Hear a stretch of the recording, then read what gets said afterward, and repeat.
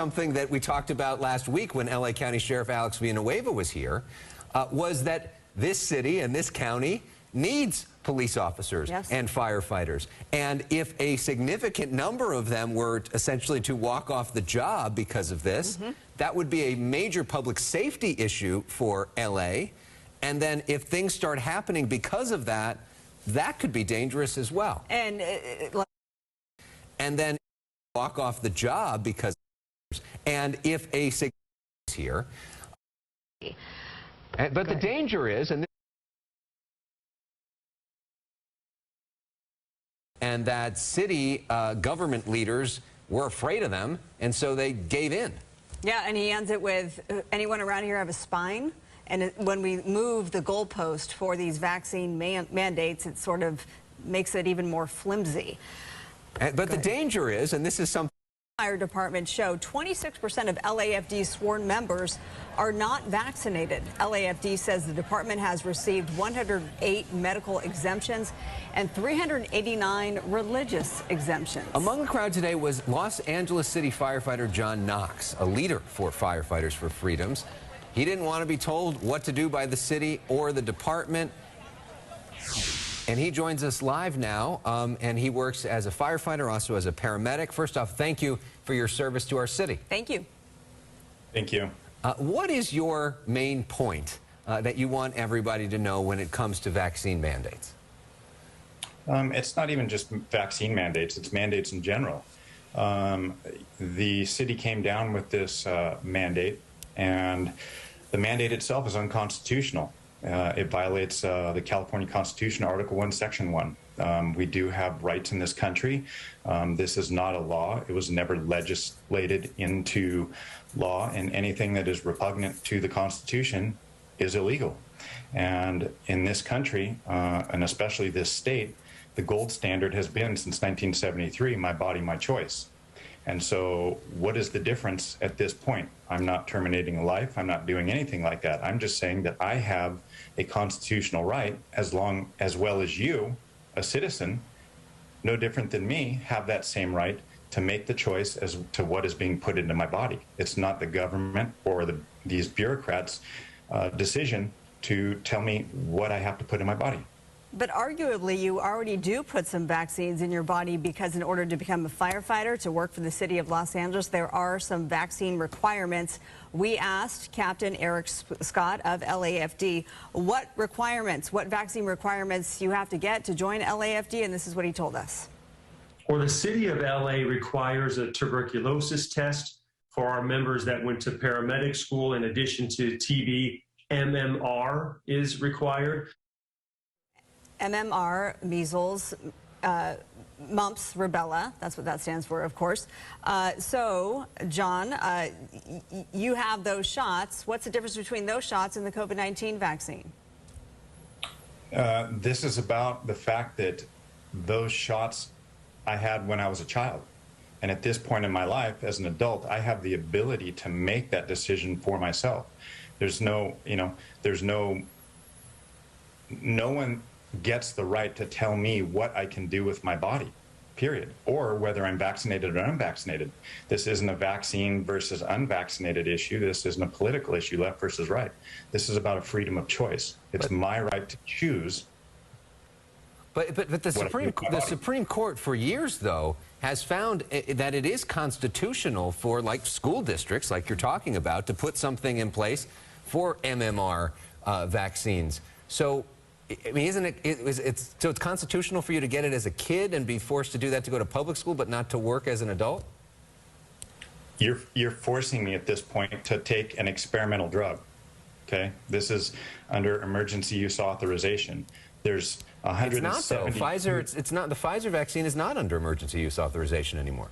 Actually, it is. The only thing that is, Comirnaty was approved, okay, not Biotech N. Comirnaty, and it's not manufactured here in the U.S., so if you're going to say that, then you need to be correct. There is no approved vaccine in the United States of America for use right now. Pfizer uses Biotech N, not Comirnaty. You are a part of a lawsuit, correct? There's almost 900 firefighters who have filed a lawsuit against the city of Los Angeles. According to what I've read, you're each asking for $2.5 million. Is that correct? That sounds correct, yes. How do you justify $2.5 million a pop? You'd have to come and talk to the attorneys about that. I don't come up with numbers. I'm not an attorney. I didn't write that lawsuit, so they're the ones that came up with the numbers for that. Okay, so it seems like a lot of, when I say almost 900 firefighters, but the department has about 3,500 members. You are in the minority, actually, in terms of the vaccine rate, because 26% are not vaccinated, therefore the majority are. So I'm curious, has this come between you and your colleagues? Has this hindered relationships for you? No, actually it hasn't. And we actually have a large majority of people that are in our lawsuit. We have actually two lawsuits. That lawsuit you talked about was for harassment issues that are happening through chief officers in our department. We actually have another lawsuit that is based on constitutionality of this mandate. And no, it's not hindering working relationships in our department. And your numbers are wrong as well. We don't have only 26%. There's approximately 1,600 members of our department that are not vaccinated at this time, and there's about another 675 that have declared not to state whether they're vaccinated at this time. We're talking about sworn members. What's that? I said our numbers refer to sworn members according to LAFD. Right.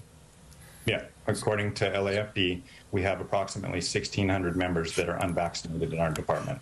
So if the city says, if you don't get vaccinated, we're going to fire you, are you willing to lose your job over this? Are you going to leave the department, go somewhere else, to another state? What's your plan? And the city is saying that, according to Mayor Garcetti, that as of December 18th, John, if you're not vaccinated, you would risk losing your job. Yeah, I'm willing to lose my job over this. I've been here for 21 years, and this is much bigger than my job. This is about freedom in this country and the governmental overreach that's happening right now. The fact that people are allowing the federal government, are allowing the municipal governments to step in and actually mandate something versus legislate it. Tell me why this wasn't put into law versus being mandated. It's because it's unconstitutional and they know they can't do that. And we're standing for those rights, for people's rights. This isn't about, I'm willing to lose my job. I have no problem with that. That's how much I believe in this. Would you try to be a firefighter potentially in another area, maybe an area with a more conservative government with a different view on this? No, I can go and do anything I want. I'm 53 years old. As a firefighter, my job is to mitigate problems all day long. And so I don't have 911 that I can pick up and call for help when someone calls me and I get on scene. So I have a very large skill base, a very broad skill base. All of us do. That's why we're here. We like to help people. We've been here for 20 months working through this pandemic, and there hasn't been a shot. There's never been an issue until the last 30 days. And if we were so dangerous, show us where there's one instance where a firefighter transmitted disease across to the public. It hasn't happened. Yet we've got over 1/3 of our department that has contracted COVID from the public, and yet we still come to work every day. And for people who are watching tonight and who say, I am concerned if you come to me and you come to my aid and you aren't vaccinated, you say? I say for the past 20 months, we've come to you unvaccinated. We've come to you, we use personal protective gear, we use gloves, we use N95 respirator masks, we have goggles, protective gowns, we decon all of our equipment. We've never been an issue before. And now all of a sudden in the past 30 days, we're so dangerous that you're willing to fire us at the peak of brush season. And today was October 20th. If we're so dangerous to the public, why did the city council and the mayor extend it 2 more months? Well, and that is the point. I mean, do you think that essentially you're winning here? That they are realizing that the numbers, there's so many of you that they can't do this without you, and they're backing down from their position. What do you make of that? This isn't just us, the fire department. This is the whole city. You have to realize that the statistics of the vaccination rates across the city are the same. Yet we're not unique.